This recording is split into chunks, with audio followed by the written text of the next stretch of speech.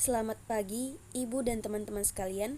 Perkenalkan kami dari kelompok 6 yang beranggotakan Farida Agustia, Salsabil Zumrotul Aulia, Oktanisha Fitri Anzila, Alvin Masais, Muhammad Ramadhani Farisa, Wanda Agustin, dan saya sendiri Rinjani Ayu Rizky sebagai moderator.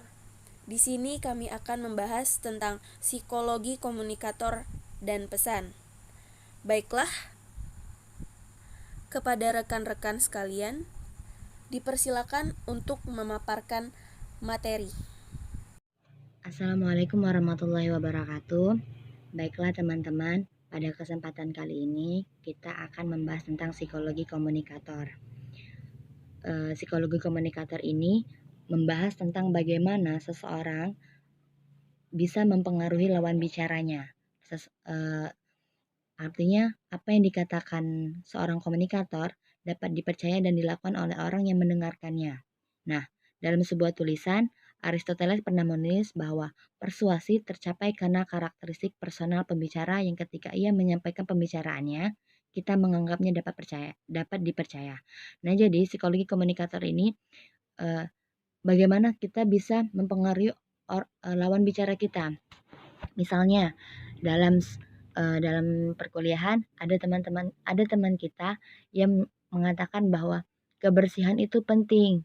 Kita harus menjaga kebersihan agar lingkungan kita juga bersih dan kita sehat. Nah, tapi dalam kenyataannya teman kita tersebut misalnya di rumahnya itu sangat kotor, kemudian dia makan makanan yang kurang sehat, pakaiannya juga kurang rapi. Nah, sehingga kita yang mendengarkan pembicaraan yang tentang kebersihan tadi kurang mempercayainya. Kita menganggap bahwa pribadinya aja seperti itu, bagaimana dia bisa mempengaruhi orang lain. Dia saja tidak mampu untuk melakukan apa yang dikatakannya.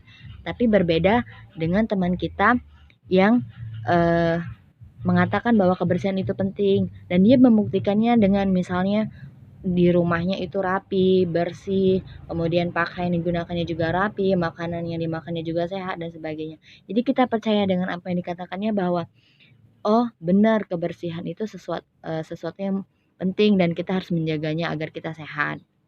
Nah, jadi karakteristik atau kepribadian seseorang ini sangat mempengaruhi bagaimana ia dapat memberikan pengaruh kepada lawan bicaranya.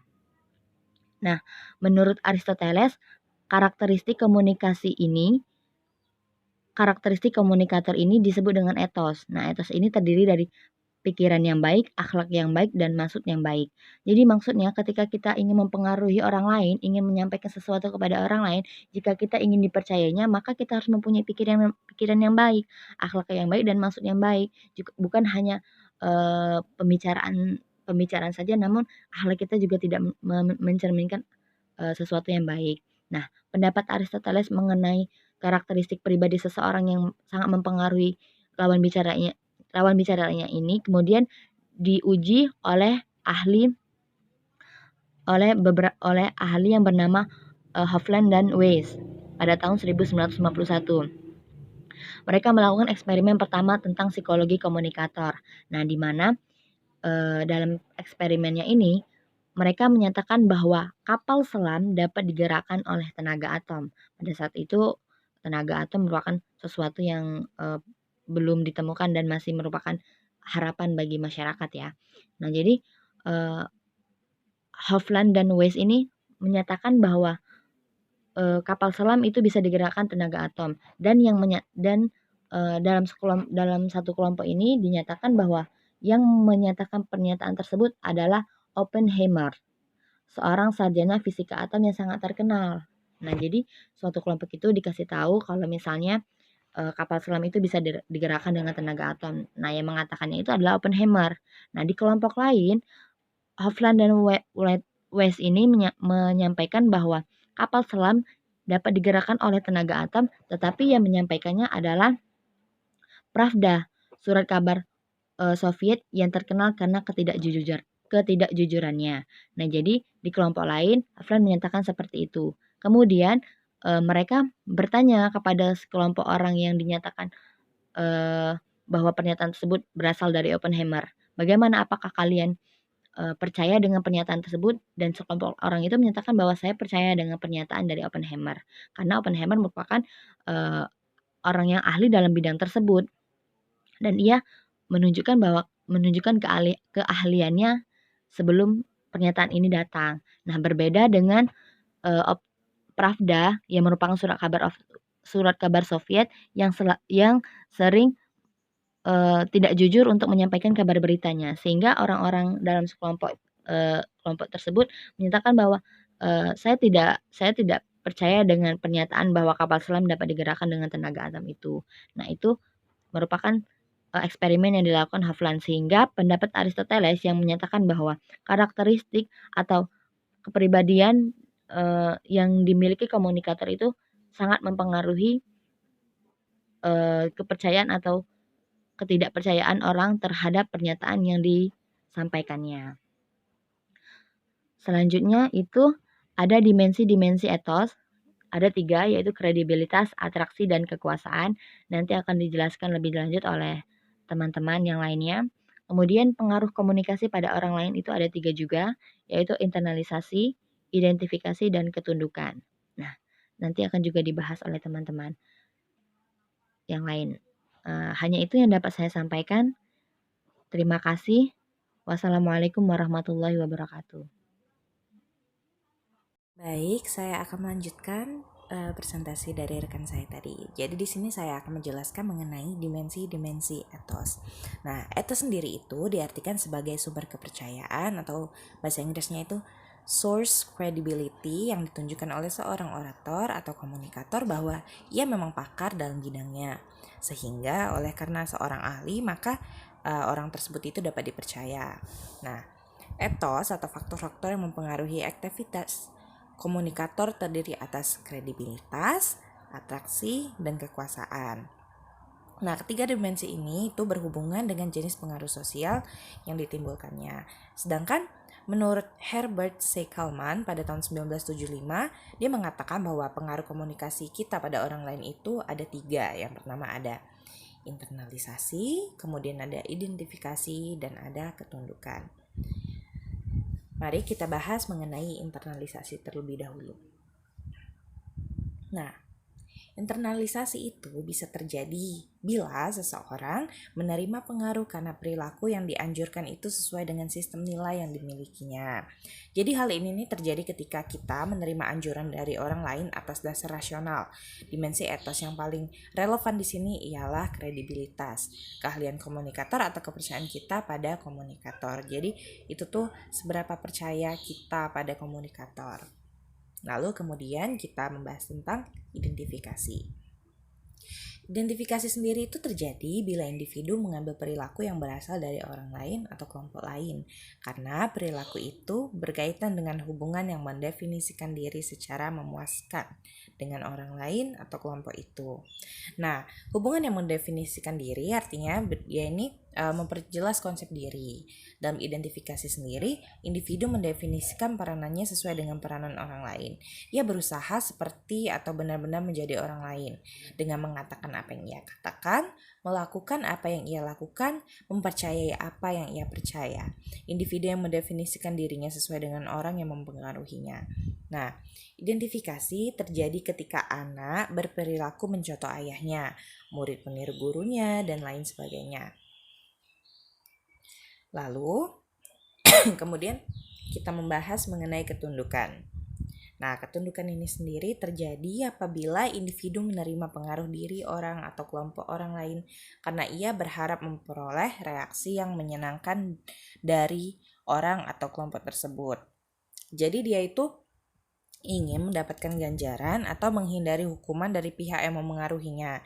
Nah, dalam ketundukan, orang menerima perilaku yang dianjurkan bukan karena mempercayainya, tetapi karena perilaku tersebut itu membantunya untuk menghasilkan efek sosial yang memuaskan. Misalnya, itu ada bawahan yang mengikuti perintah atasannya karena takut dipecat. Nah, di sini dimensi yang berpengaruh itu adalah dimensi ketundukan. Kemudian selanjutnya kita akan membahas mengenai kredibilitas.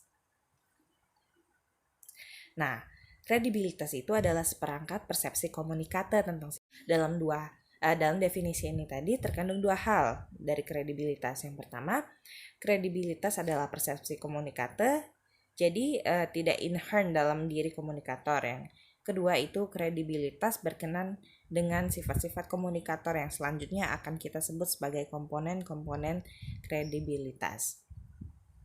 Terus karena kredibilitas itu masalah persepsi, jadi kredibilitas berubah bergantung pada pelaku persepsi atau bergantung pada komunikatornya. Nah, topik yang dibahas dan situasi. Sekali lagi, kita bahas kredibilitas itu tidak ada pada diri komunikator, tetapi terletak pada persepsi komunikator. Nah, dua komponen kredibilitas yang paling penting ialah keahlian dan kepercayaan. Selanjutnya akan dilanjutkan oleh rekan saya. Assalamualaikum warahmatullahi wabarakatuh. Perkenalkan, saya Oktanisha Fitrianzila yang akan melanjutkan penjelasan materi selanjutnya. Baiklah, langsung saja materi yang pertama yang akan saya jelaskan yaitu mengenai atraksi fisik. Atraksi fisik menyebabkan komunikator menarik, dan karena menarik ia memiliki daya persuasif. Perlu diketahui bahwa komunikasi persuasif adalah komunikasi yang bertujuan untuk mengubah atau mempengaruhi kepercayaan, sikap, dan perilaku seseorang, sehingga bertindak sesuai dengan apa yang diharapkan oleh komunikator. Telah dijelaskan di materi sebelumnya bahwa orang cantik lebih besar kemungkinannya untuk menjadi komunikator yang efektif.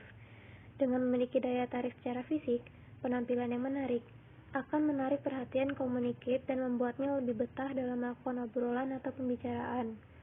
Hal ini juga memudahkan komunikator dalam mencapai tujuannya selama proses pembicaraan berlangsung. Kita umpamakan dengan proses wawancara, di mana yang menjadi interviewer adalah seorang wanita cantik dengan penampilan yang menarik, sedangkan yang menjadi interviewee adalah seorang pria. Dengan melihat tampilan interviewer yang menarik, membuat interviewee bisa lebih betah untuk diwawancarai, menaruh kepercayaan kepada interviewer, dan bisa bersikap lebih terbuka, sehingga informasi yang ingin digali oleh interviewer bisa ia dapatkan dengan lebih mudah. Hal ini disebut dengan halo effect. Halo effect adalah penilaian seseorang berdasarkan pendapat pribadi yang dilakukan secara sepintas atau secara singkat yang dipengaruhi oleh penampilan pertama atau kesan pertama yang melekat pada orang yang dinilai. Baiklah, materi selanjutnya yaitu mengenai kekuasaan. Dalam kerangka teori Kelman, kekuasaan adalah kemampuan menimbulkan ketundukan. Kekuasaan menyebabkan seorang komunikator dapat memaksakan kehendaknya kepada orang lain, karena ia memiliki sumber daya yang sangat penting. Perlu digarisbawahi bahwa yang dimaksud dengan memaksa dalam hal ini yaitu bukanlah dalam artian yang negatif, melainkan berarti bahwa komunikator mampu menguasai jalannya pembicaraan sehingga obrolan atau pembicaraan yang terjadi sesuai dengan yang diharapkan.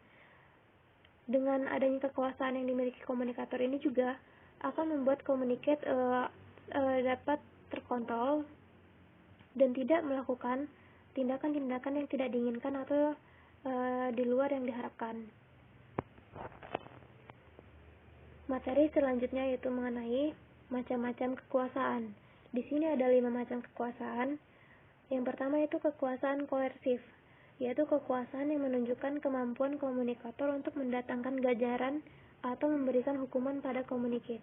Komunikator yang mampu memiliki kekuasaan koersif ini biasanya dianggap memiliki kepribadian yang tegas dan profesional oleh komunikatnya, sehingga menjadikan komunikat berhati-hati dalam bertindak dan berbicara agar tidak menimbulkan kesalahan. Yang kedua yaitu kekuasaan keahlian, yaitu kekuasaan yang berasal dari pengetahuan, pengalaman, keterampilan, atau kemampuan yang dimiliki oleh komunikator. Kekuasaan keahlian ini didapat berdasarkan jam terbang komunikator. Yang ketiga yaitu kekuasaan informasional, yaitu kekuasaan yang berasal dari isi komunikasi tertentu atau pengetahuan baru yang dimiliki oleh komunikator. Yang keempat, kekuasaan rujukan, yaitu komunikat menjadikan komunikator sebagai kerangka rujukan untuk menilai dirinya. Misalnya, komunikat meminta saran kepada komunikator mengenai tindakan yang dilakukannya benar atau salah, atau meminta saran dalam hal yang lainnya. Yang terakhir yaitu kekuasaan legal, berasal dari seperangkat peraturan atau norma yang menyebabkan komunikator berwenang untuk melakukan suatu tindakan. Baiklah, itulah materi yang dapat saya sampaikan. Lebih dan kurang saya mohon maaf. Saya akhiri, wabillahi taufiq wal hidayah. Wassalamualaikum warahmatullahi wabarakatuh.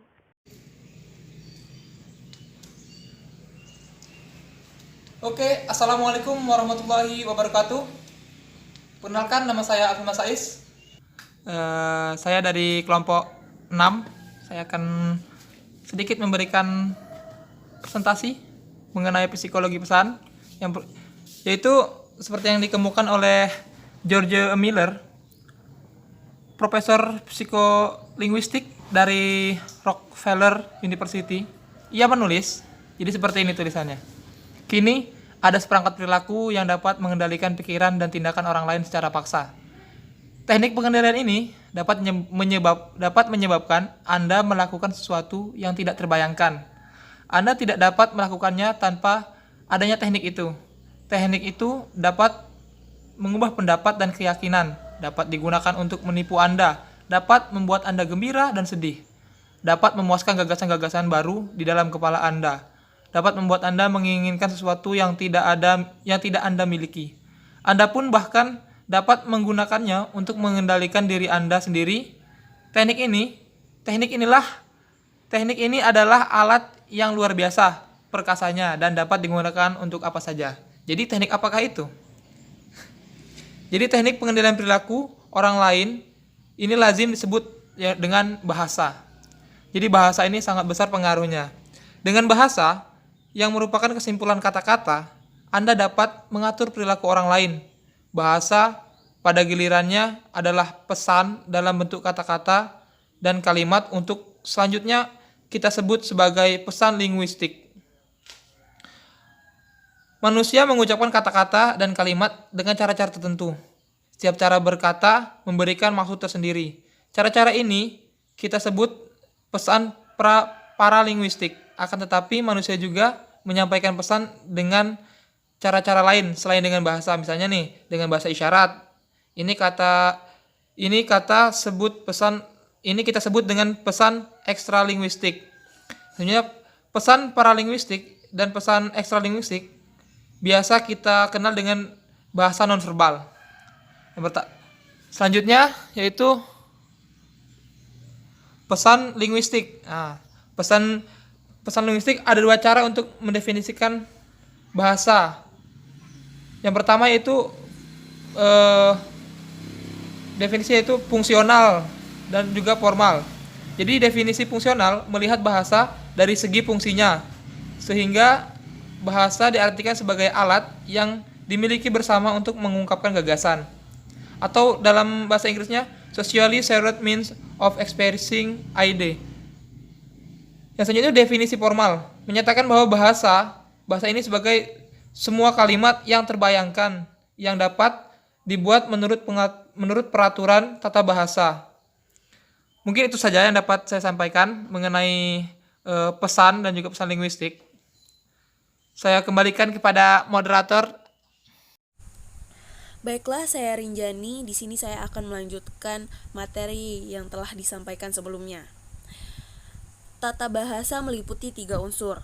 Yang pertama, fonologi, kedua, sintaksis, dan ketiga, sematik. Untuk mampu mengetahui bahasa tertentu, kita harus menguasai 3 tahap pengetahuan bahasa di atas, ditambah 2 tahap lagi. Pada tahap pertama, kita harus memiliki informasi fonologis tentang bunyi-bunyi TH dalam de dengan TH dalam ting. Pada tahap kedua, kita harus memiliki pengetahuan sintaksis tentang cara pembentukan kalimat. Pada tahap ketiga, kita harus mengetahui secara leksikal arti kata atau gabungan kata-kata. Pada tahap keempat, tinggal kita dan dunia yang kita bicarakan. Akhirnya, pada tahap kelima, kita harus mempunyai semacam sistem kepercayaan untuk menilai apa yang kita dengar. Bagaimana kita dapat berbahasa? Baiklah, menurut teori belajar, anak-anak memperoleh pengetahuan bahasa melalui 3 proses. yaitu yang pertama asosiasi, kedua imitasi, dan yang ketiga pengetahuan. Di sini asosiasi berarti melazimkan suatu bunyi dengan objek tertentu. Imitasi berarti menirukan pengucapan dan struktur kalimat yang didengar. Dan pengetahuan dimaksudkan sebagai ungkapan kegembiraan yang dinyatakan ketika anak mengucapkan kata-kata dengan benar. Selanjutnya, bahasa dan proses pemikiran. Menurut salah satu teori, Principle of Linguistic Relativity, bahasa menyebabkan kita memandang realitas sosial dengan cara tertentu.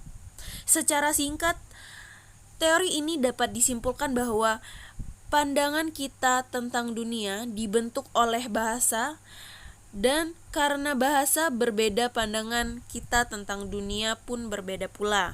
Secara selektif, kita menyaring data sensori yang masuk seperti yang telah diprogramkan oleh bahasa yang kita pakai.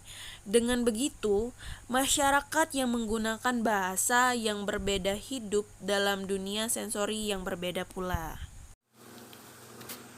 Baik, moderator, terima kasih. Selanjutnya saya akan memaparkan materi mengenai kata-kata dan makna. Makna yang pertama adalah makna inferensial, yaitu makna suatu kata atau lambang yang berarti objek, pemikiran, gagasan, dan konsep yang dirujuk oleh kata tersebut. Dalam uraian Ogden dan Richard, proses pemberian makna terjadi ketika kita menghubungkan lambang dengan yang ditunjukkan lambang atau disebut rujukan atau referensi. Satu lambang dapat menunjukkan banyak rujukan. Makna yang kedua menunjukkan arti signifikan atau suatu istilah sejauh dihubungkan dengan konsep yang lain. Fisher memberi contoh dengan kata Falling Stone. Kini setelah ditemukannya oksigen, Falling Stone tidak berarti lagi. Begitu pula instinct dalam psikologi atau grup main dalam sosiologi. Kata-kata itu menjadi tidak berarti karena penemuan-penemuan baru yang menunjukkan kesalahan konsep yang lama. Dalam klasifikasi makna Brodbeck, kita sekarang melihat makna secara psikologis.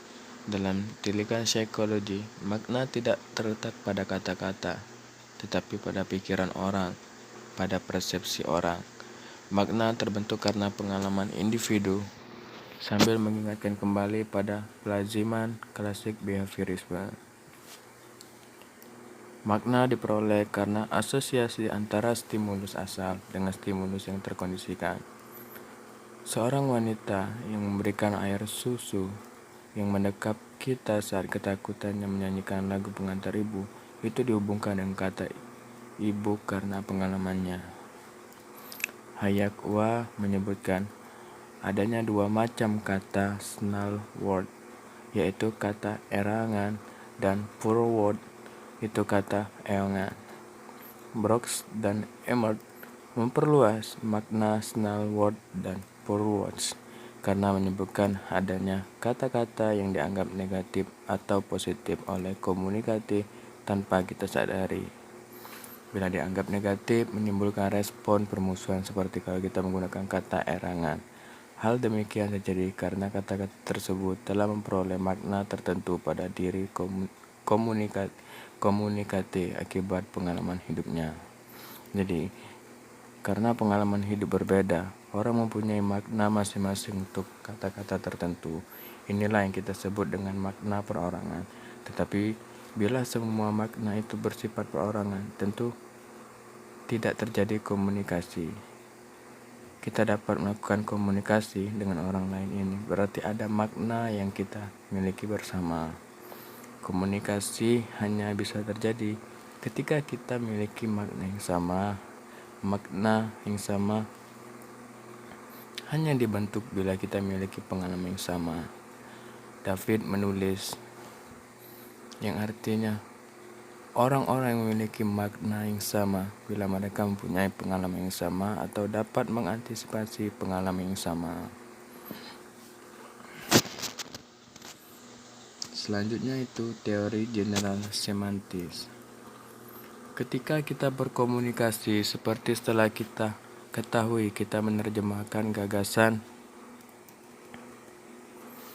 kita ke dalam bentuk lambang, baik itu verbal ataupun non-verbal. Proses ini lazim disebut penyandingan.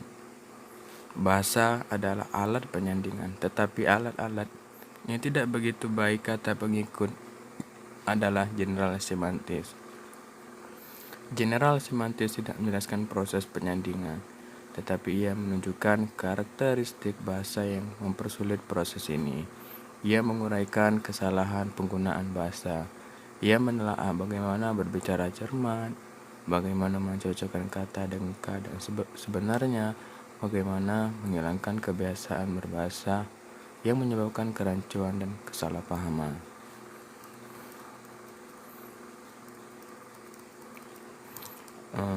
Dasar teori dari teori general semantis ini ialah Alfred Korzybski, yang berarti bahasa seringkali tidak lengkap mewakili kenyataan atau kata-kata hanya menangkap sebagian saja aspek kenyataan. Selanjutnya itu pesan nonverbal. Pesan nonverbal itu bisa berbentuk dengan tepuk tangan, pelukan, usapan, duduk, dan berdiri tegak. Itu melambangkan pesan nonverbal yang menerjemahkan gagasan, keinginan, atau maksud yang terkandung dalam hati kita.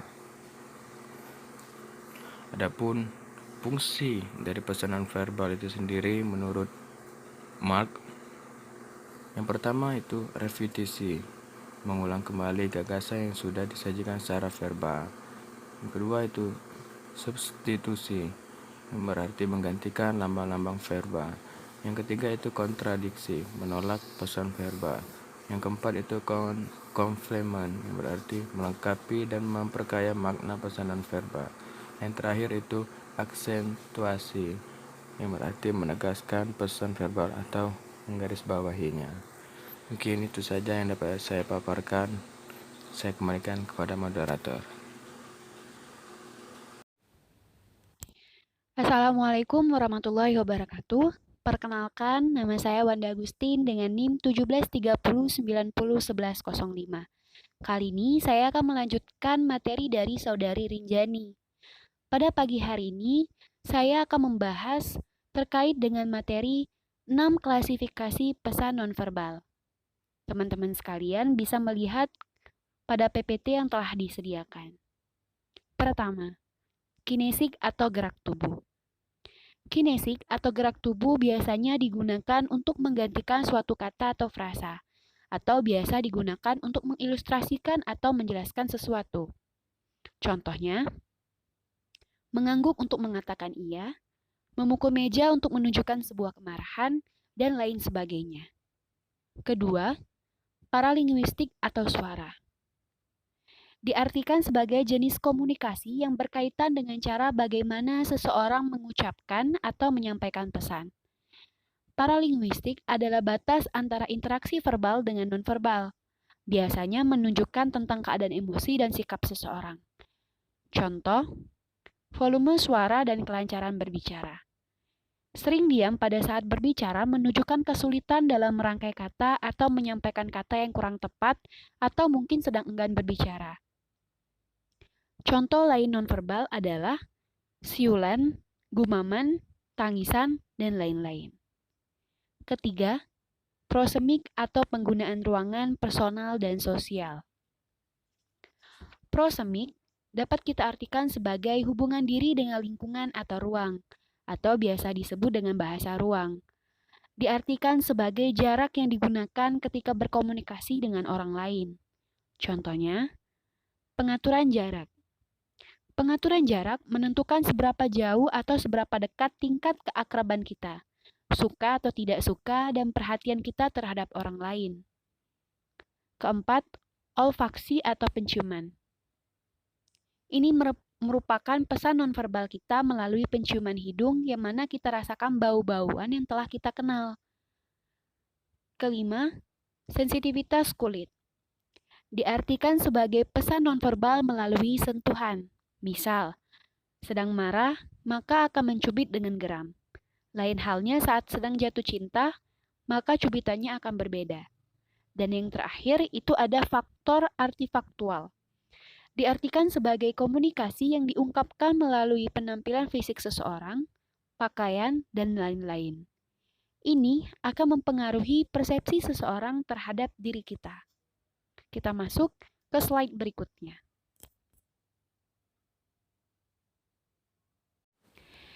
Teman-teman sekalian bisa melihat pada PPT yang telah disediakan, di sana terdapat 5 langkah dalam penyusunan pesan. Pertama itu ada attention atau perhatian. Tahapan ini berisikan membangkitkan perhatian halayak terhadap ide, gagasan yang ditawarkan, yang mana merupakan langkah awal yang harus ditempuh ketika memulai komunikasi dengan tujuan-tujuan tertentu. Kedua, need atau kebutuhan.